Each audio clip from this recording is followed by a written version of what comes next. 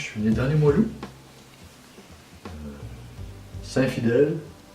Quand j'avais 5 ans, on a déménagé à Saint-Odile. C'était un immense terrain de hockey pour l'hiver parce que c'était tous des champs de cultivateurs laissés en friche et glaiseux.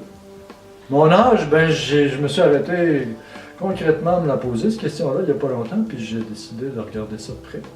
Ce que j'ai conclu, c'est que le seul calendrier que je connaisse, c'est l'éternité. Les autres calendriers, je les connais, mais j'en suis pas sûr. C'est mon âge. J'ai pris ma retraite il y a 3 ans à peu près, là, sur un coup de cœur, le 12 décembre 2012 à midi 12. J'ai décidé que c'était pour moi, ça. J'ai sauté dans la retraite. Est-ce que ça a été difficile de sauter? Ouais. Non, parce que j'en avais très envie, puis j'avais déjà un projet. J'avais déjà la passion, depuis longtemps d'ailleurs, de faire quelque chose d'animation pour faire se rapprocher des cultures à Québec. Avec les Québécois de souche puis les Québécois d'adoption. Parce que je pense qu'on n'a pas à réfléchir longtemps sur l'évolution de la planète pour se dire que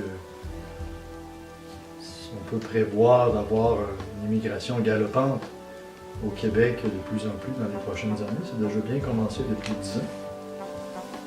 Mais que l'ouverture qu'on a à faire une place aux gens venus d'ailleurs n'est pas toujours à la même grandeur de porte que l'ouverture du cœur. Hein?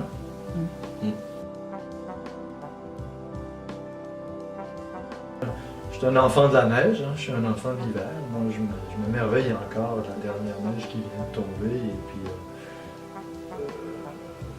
bien sûr, je vis de la slush comme tout le monde, ou le fret comme tout le monde, mais il y a quelque chose dans l'hiver, si je m'organise en conséquence d'en profiter, qui va faire que je n'ai pas trop de temps à perdre à revenir après.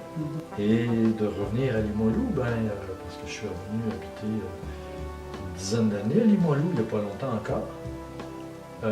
J'ai toujours autant de plaisir à m'y retrouver, à aller prendre un café sur la 3e avenue, pardon. À traverser les ruelles de Limoilou plutôt que les rues quand je suis à pied, juste pour sentir ce qui est un morceau de moi, je pense. Hein? Alors c'est sûr que la Corderie qui est logée à la Basse-Ville, c'est sûr que de me retrouver aussi à Vanier qui est juste à côté de Limoilou, je me sens bien, je suis dans mes pantoufles. Mais c'est des pantoufles qui se sont usées un peu à quelques endroits à travers le monde, puis qui viennent colorer tout ça. Puis j'ai envie de continuer d'avoir ces couleurs-là.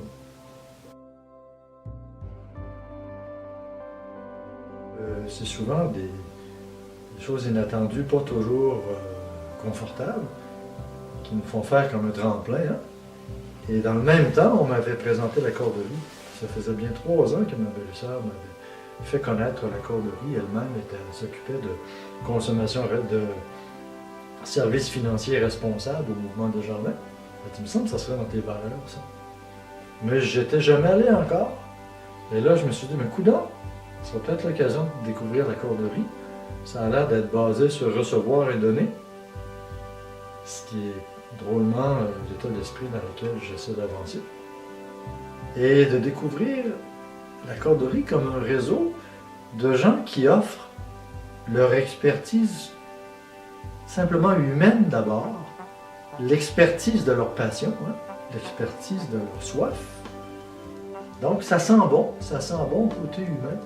C'est souvent des gens avec de très très belles valeurs qui se retrouvent à la Corderie. Et on a pris plaisir à découvrir la Corderie, à devenir accordeur nous-mêmes. Je suis allé chercher des cours d'accordéon folklorique traditionnel. Je suis allé me faire couper les cheveux par une accordeur, une autre accordeur. J'ai proposé le projet Culture au cœur.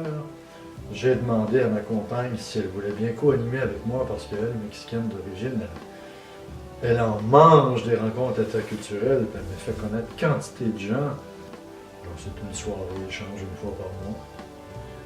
Doublé d'un site internet que j'édite pour soutenir ce projet-là, puis élargir là, la valorisation le patrimoine culturel comme étant un cadeau mutuel qu'on s'offre si on prend la peine de s'ouvrir à d'autres cultures. Il y a une dizaine, pas plus tard qu'il y a une dizaine de jours, est venue chez moi une accordeur qui se retrouve jeune retraitée. Elle a fait carrière comme conseillère d'orientation. Et depuis son enfance, elle rêvait de couper les cheveux. Mais sa famille l'avait découragée de le faire parce que si on est capable de t'offrir l'université, il me semble que tu risques d'avoir une vie bien plus heureuse puis tout ça. C'est resté une soif indécrottable. À sa retraite, elle est allée se chercher un cours de coiffeuse. Il y en a très peu des gens qui font la coiffure à la corderie et on leur saute dessus, si on apprend qu'ils existent. Elle est venue ici. Ma compagne s'est fait couper les cheveux aussi. C'était un beau moment où on a parlé de nos soifs de la vie en même temps que des ciseaux et du clipper.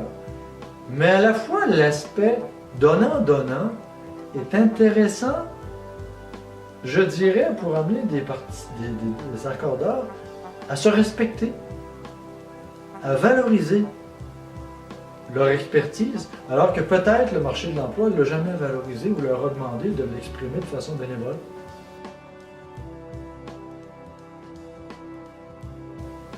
Un souhait pour la corderie dans les prochaines années. Je pense que c'est de continuer sur la vague de